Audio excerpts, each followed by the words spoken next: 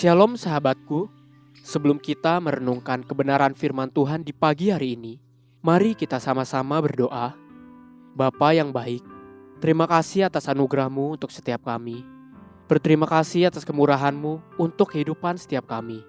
Pagi hari ini, kami siap untuk diajar melalui kebenaran firman-Mu. Berkati setiap kami ya Bapa, agar setiap kami boleh fokus mendengarkan kebenaran firman-Mu. Terima kasih Bapa yang baik. Haleluya, amin.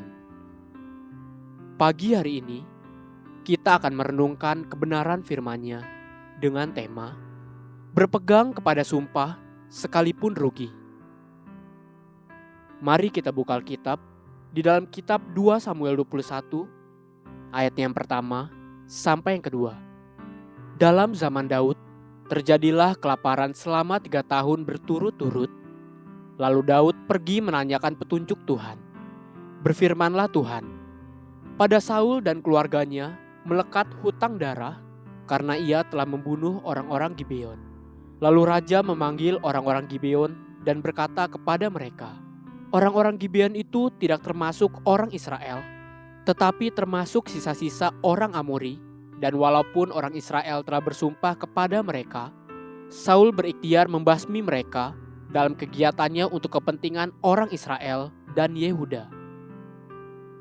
Pada zaman Yosua, sesuatu telah terjadi di mana Yosua telah melakukan kesalahan dengan membuat sumpah dengan orang-orang Gibeon.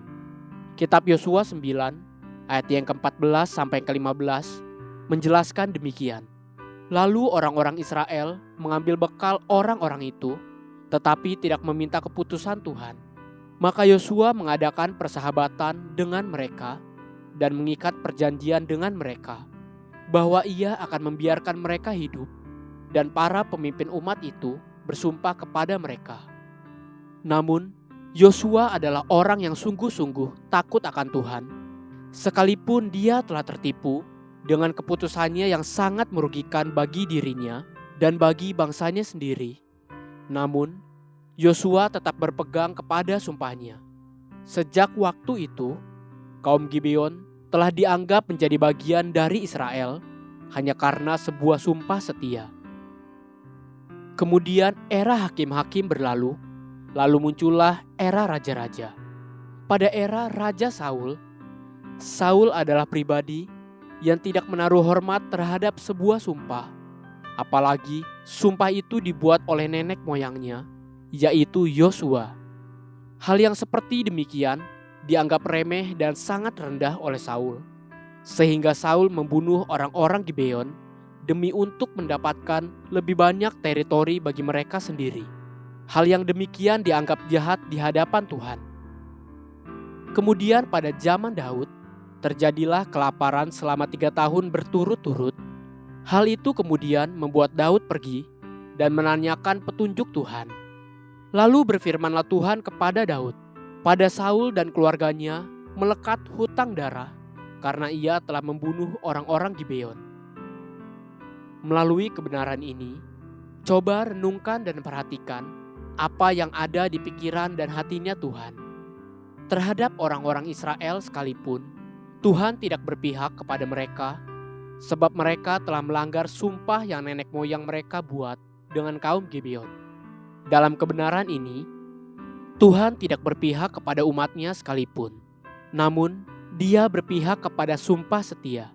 Sekalipun kaum Gibeon melakukan kesalahan dengan mengakali Yosua, dan Yosua melakukan kesalahan dengan tidak bertanya kepada Tuhan, namun Tuhan tetap berpihak kepada sumpah setia. Itulah hati Tuhan. Hal kedua yang sangat penting untuk diperhatikan, kenapa Tuhan tidak mendatangkan kelaparan pada zaman Saul untuk menyadarkan Saul, tapi Tuhan sampai menunggu setelah lewat zaman Saul, dan pada zaman Daudlah 3 tahun kelaparan itu terjadi demi mengajarkan Daud dan Israel. Ketika dilihat Tuhan bahwa pada Saul tidak adanya roh yang penurut, teachable heart, maka pukulan dan hajaran tidak lagi berlaku. Itulah yang disebut sebuah malapetaka besar. Ketika Tuhan berdiam diri dan membiarkan umatnya berjalan tanpa Tuhan. Betapa mengerikannya manusia yang terputus hubungan dengan Tuhan. Satu ketika, Tuhan berkata kepada Musa dalam Keluaran 33 ayat yang pertama sampai keempat. Berfirmanlah Tuhan kepada Musa, "Pergilah, berjalanlah dari sini, engkau dan bangsa itu yang telah kau pimpin keluar dari tanah Mesir, ke negeri yang telah kujanjikan dengan sumpah kepada Abraham, Ishak, dan Yakub. Demikian, kepada keturunanmu lah akan kuberikan negeri itu. Aku akan mengutus seorang malaikat berjalan di depanmu dan akan menghalau orang Kanaan, orang Amori, orang Het, orang Feris, orang Hewi, dan orang Yebus, yakni ke suatu negeri yang berlimpah-limpah susu dan madu. Sebab aku tidak akan berjalan di tengah-tengahmu karena engkau ini bangsa yang tegar tengkuk, supaya aku jangan membinasakan engkau di jalan." Ketika bangsa itu mendengar ancaman yang mengerikan ini, berkabunglah mereka, dan seorang pun tidak ada yang memakai perhiasannya. Apa yang disebut sebagai ancaman yang mengerikan, terputusnya hubungan dengan Tuhan. Itulah yang terjadi pada zaman Saul, sebab dia mengeraskan hati dan berlaku angkuh. Haleluya. Sahabatku, mari kita sama-sama berdoa. Terima kasih Bapa Surgawi. Ajar aku melembutkan hati dan selalu siap diajar. Amin.